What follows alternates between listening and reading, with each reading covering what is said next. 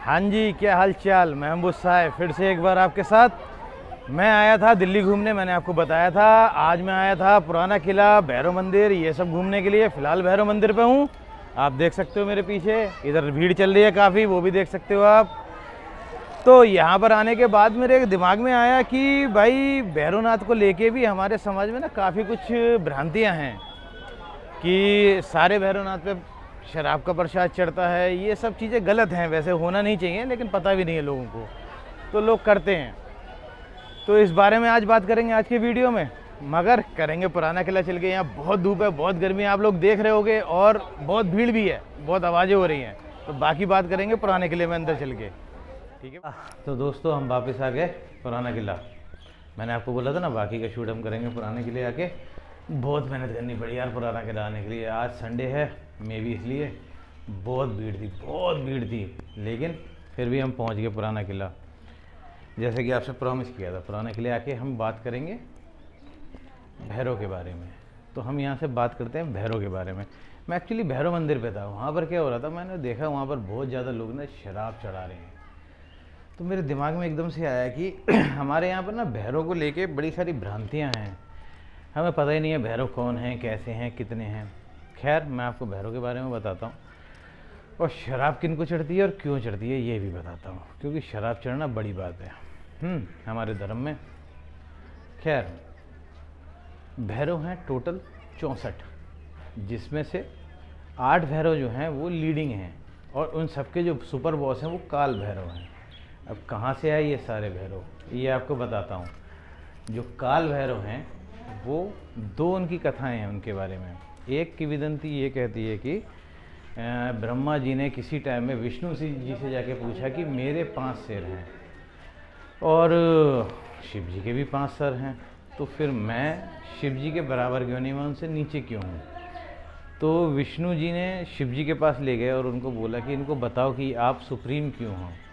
तो शिव जी ने अपना एक प्रलयंकारी विराट रूप दिखाया था, जिसमें त्रिशूल, तलवार और काफ़ी सारे उनके हथियार, धनुष वगैरह ये सब कुछ था। और ये दिखा के उन्होंने कहा कि देखो ये मेरा रूप है। तो ब्रह्मा जी मान गए थे कि हाँ ठीक है, आपसे बड़ा कोई नहीं है।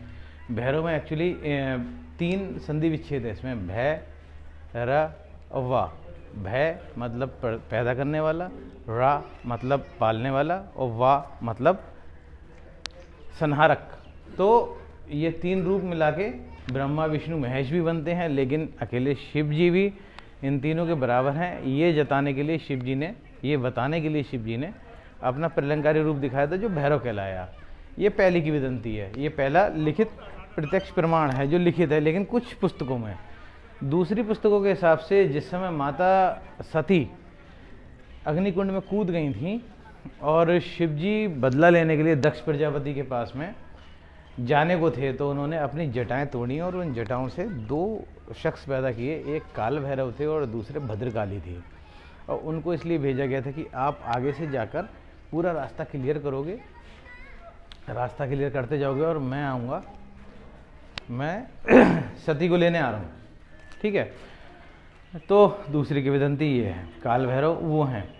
अब काल भैरव को शराब क्यों चढ़ाते हैं? देखिए दूसरी किंवदंती के हिसाब से जिस समय शिव जी ने अपनी जटा तोड़कर भद्रकाली और काल भैरव पैदा किए, उनको बोला था कि आगे दक्ष प्रजापति का जितना भी सेना और जो भी है उस सबको आप हटाते जाओ, मैं आ रहा हूँ पीछे से, लेकिन आप दक्ष प्रजापति को नहीं मारोगे। तो उस समय पे ये दोनों जने चल दिए थे आगे, और काल भैरव जो थे वो बहुत ज़्यादा रक्त में नहा गए थे और बहुत ज़्यादा उन्मादी हो गए थे। उन्माद मतलब नशा। उस उन्माद में उन्होंने शिव जी का आदेश नहीं माना और दक्ष प्रजापति को मार दिया। ये भी एक कथा है।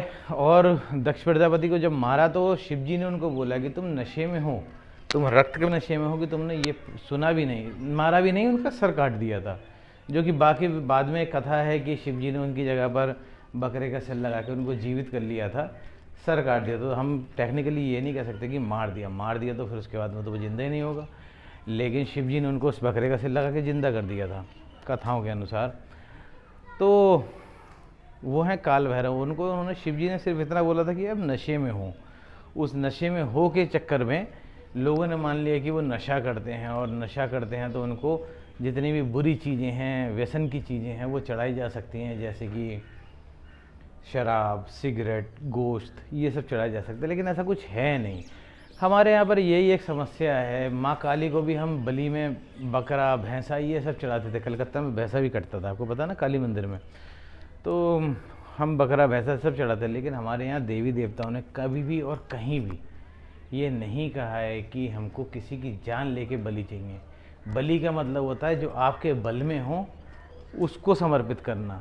बकरा भैंसा खरीदना आपके बल में हो सकता है, लेकिन वो आपके बल की चीज़ नहीं है, वो खुद एक प्राणी है। मैंने आपको पिछली वीडियो में बोला था ना, बिल्ली, कुत्ता, ये सब भी भगवान के रचे प्राणी हैं। इनको आप खरीद नहीं सकते हो, कभी भी नहीं खरीद सकते, आप इनको ऑन नहीं कर सकते हो, क्योंकि ये सब भी भगवान के रचे हुए प्राणी हैं, हमारे बराबर के हैं।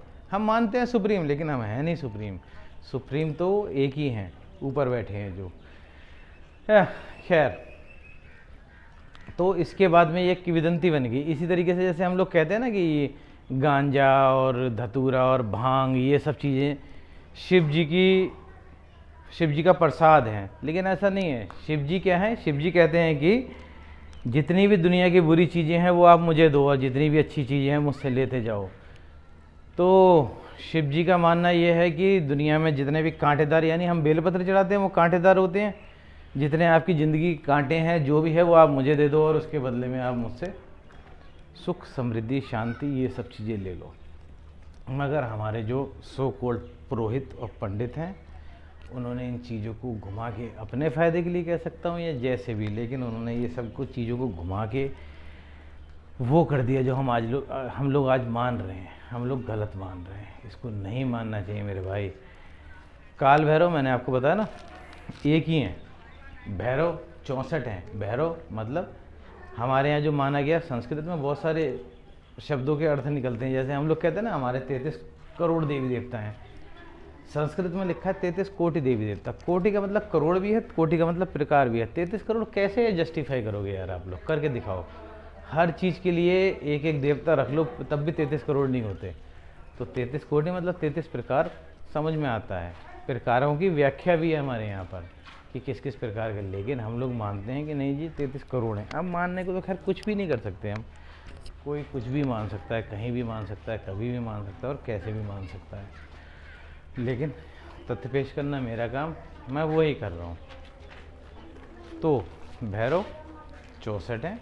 उन 64 भैरव के ऊपर 8 भैरव हैं, जो हर एक के अंडर में 8 भैरव आते हैं जिनको वो कंट्रोल करते हैं। लेकिन एक काल भैरव हैं जो उन सब 64 को, और बाकी मतलब 64 में ही आते हैं वो 8 भी, उनको भी कंट्रोल करते हैं। और वो 64 कैसे हैं ये भी मैं आपको बताता हूँ। माता रानी के 52 स्थान हैं जहाँ पर माता रानी के अंग गिरे थे, या माता रानी के शक्तिपीठ हैं, जैसे भी हम कह सकते हैं।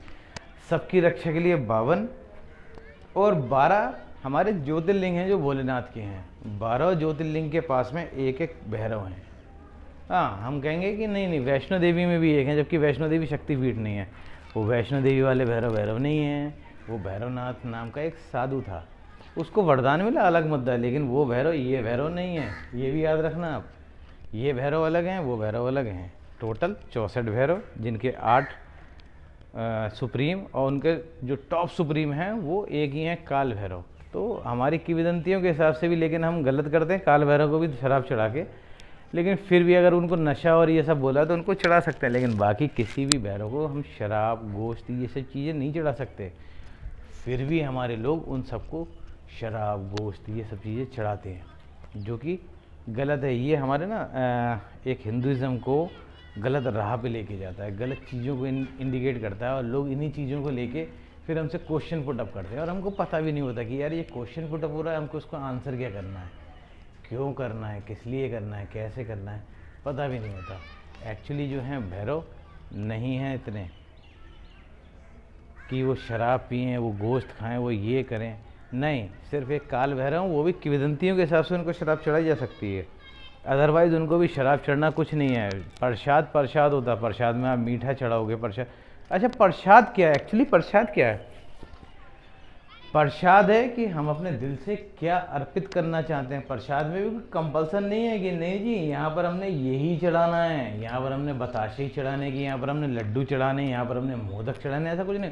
उनको प्रिय है, वो इस लायक हैं कि अपनी प्रिय चीज़ों को अपने आप अरेंज कर सकते हैं। यार हमें भी तो वही देते हैं ना, तो फिर अपने लिए भी वो अरेंज कर सकते हैं, हम क्यों उनको देने जा रहे हैं। नहीं नहीं नहीं नहीं, प्रसाद मतलब हम उनको क्या अर्पित कर सकते हैं, उनको लिए क्या कह सकते हैं कि सर ये हमारी तरफ से आपके लिए भेंट है, तो प्रसाद वो है। अब उस प्रसाद में आप मांस मदिरा इस तरीके की तामसिक चीज़ें चढ़ाओगे और फिर कहोगे कि मैं भैरव की पूजा कर रहा हूँ और मैं ये कर रहा हूँ और मैं वो कर रहा हूँ, तो उसको नहीं माना जाएगा, वो नहीं लिया जा सकता इसके अंदर। फिर भी हम ले लेते हैं, ठीक है। तो आप समझ गए ना, 64 भैरव हैं 52 जगहों पर और 12 जगहों पर, ठीक। उनमें से 8 भैरव जो हैं वो सुप्रीम हैं, जो 8 भैरव को कंट्रोल में रखते हैं, क्योंकि भैरव बहुत उन्मादी हैं, बहुत गुस्सैल हैं, क्योंकि भैरव एक्चुअली एक सिपाही हैं और सिपाही को गुस्सैल होना कंपलसरी है। अगर हमारे जो बॉर्डर पे सिपाही बैठे हैं और उनको हम गांधी जी का पाठ पढ़ाएंगे तो वो तो पाकिस्तानी या किसी के भी सामने अपने गाल को आगे कर देंगे, लो जी इस पर थप्पड़ मारो आप। नहीं, उनका उन्मादी होना ज़रूरी होता है। तो ये सैनिक हैं, इनको उन्मादी होना ज़रूरी है, लेकिन इसका ये मतलब नहीं है कि आप इनको शराब पिला के और ओवर उन्माद कर दो, है ना।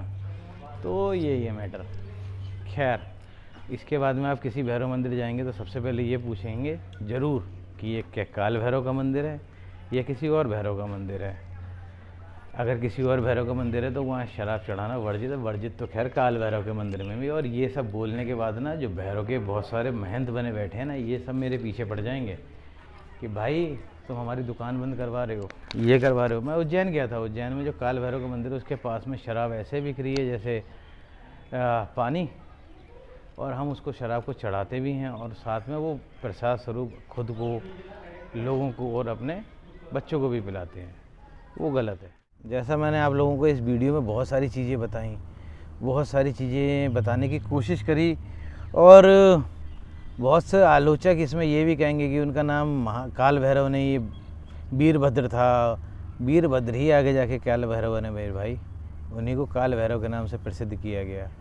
और मैं इसमें ये भी बता देता हूँ कि कनखल में जहाँ पर कि भद्रकाली को काल भैरव के पीछे भेजा था शिव जी ने कि उनको जाके रोको, ये उत्पाती हो गए, ऐसा ना हो कि ये महिलाओं पे भी हथियार उठाने लग जाएं। तो भद्रकाली वहाँ गई थी, वहाँ उनका मिलन स्थल भी है जिसका एक मंदिर है। खैर ये सब छोड़िए, आपको पता है इसके अलावा बुद्धिज़्म में भी ये काल भैरव को माना जाता है। उसमें वज्र भैरव करके उनका नाम है और उनको माना जाता है। और ये तिब्बत, चाइना, इन सब जगहों पे इनके मंदिर हैं, सब जगह इनको माना जाता है। इवन दो द मंगोलियन भी इनको मानते हैं।